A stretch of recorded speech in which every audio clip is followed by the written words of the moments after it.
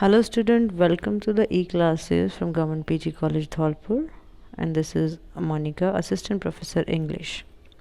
So we were having our classes with the topic My Last Touches, and this is also a continuous section of the same topic, My Last Touches by Robert Browning. So we finished till here. It was, let me revise here. Two people are having conversation, the Duke of Ferrari and another messenger is there who came there with a message from the family of his next or the coming wife. So here in this poem, the Duke is having conversation because it is dramatic monologue, so Duke is only the speaker, and through his dialogues or through his conversation he is unfolding or presenting in front of the messenger the traits of the personality of his former wife or former duchess or his last duchess. And I think, and most probably, he is willing to convey his message to that messenger, or he is willing to convey to that messenger that this was the personality that he disliked, or what were the traits in her personalities that he did not like, and what he is expecting from his future wife. So let's begin. She had a heart, how shall I say, too soon made glad, too easily impressed. She liked whatever she looked on, and her looks went everywhere. She had a heart, how shall I say, this is the expression of Duke, like he is confused, like how should put his word, he should put his words about her last touch, about his last touches, sorry. She had a heart too soon made glad. Her heart was a kind of thing that she was glad very easily. She was happy very easily, too easily impressed. She used to impress very soon or very easily in a very simple manner. She liked whatever she looked on, so everything for his last duchess was pleasant. She liked everything, and her looks went everywhere. Here, looks means these looks are eyes. Her eyes used to go everywhere.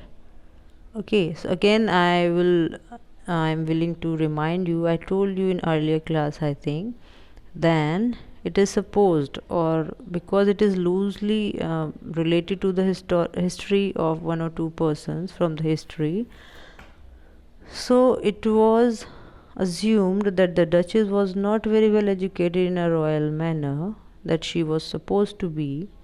That's why, because in Victorian age also, that was a kind of age when ladies were covered from head to toes.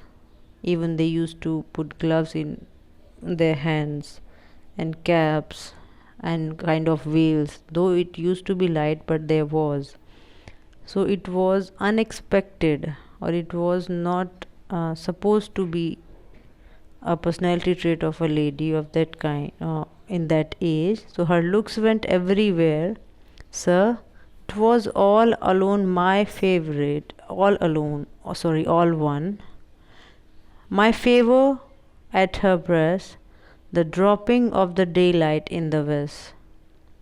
So it was not only one thing, my favor at her breast. I was having my head over her breast, the dropping of the daylight in the west.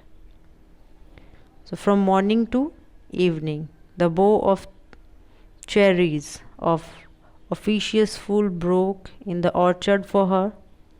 The white mule she rode with round the terrace, all and each. So here he's saying, like she had a kind of heart that was too easily impressed, and she also looked everything, and it was not only me. If I am with her, she was happy, okay, but even a fool, any person will have a bow of cherries from the orchard, she'll be happy at the same rate.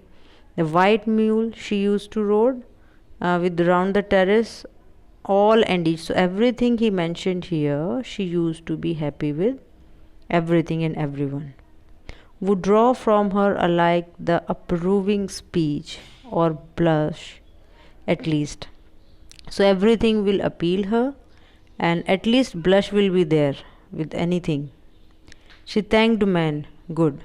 And now he is saying that she thanked man. If any person is there, she used to thank that person. It is good. But thanked somehow, I know not how, as if she ranked.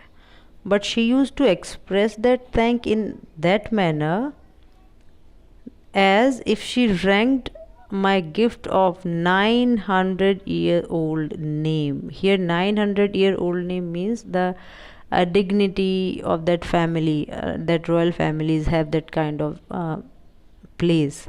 He is mentioning that dignity there with anybody's gift.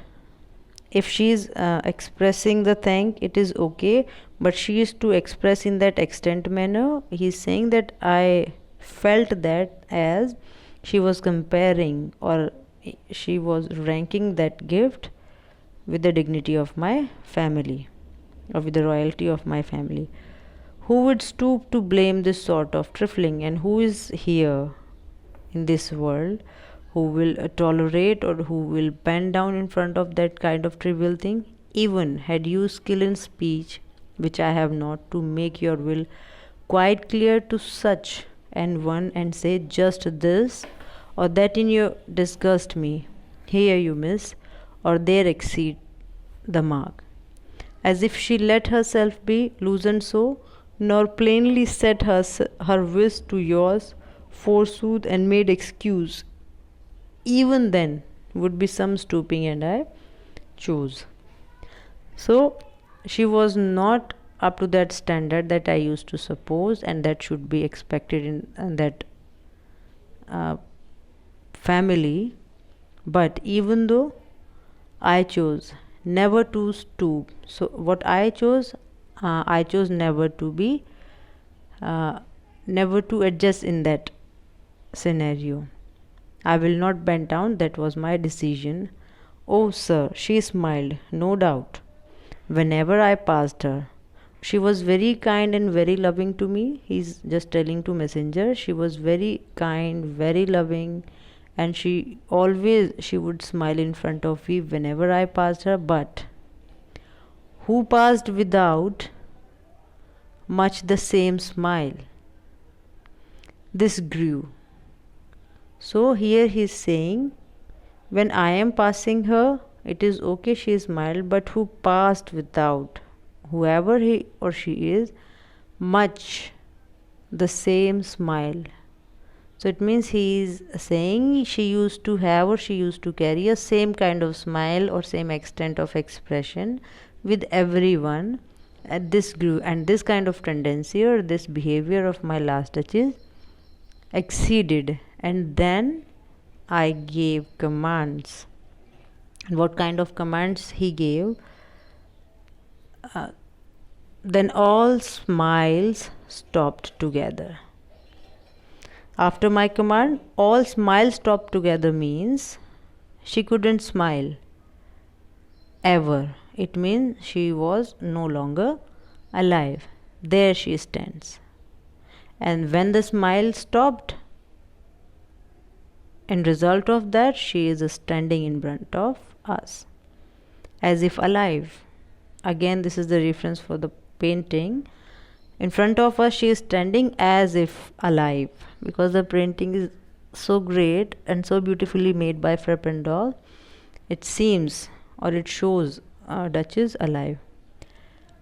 Will it please you rise? We will meet the company below. Then I repeat, the Count, your master's known munificence, is ample warrant that no just pretense of mine for dowry will be diswallowed.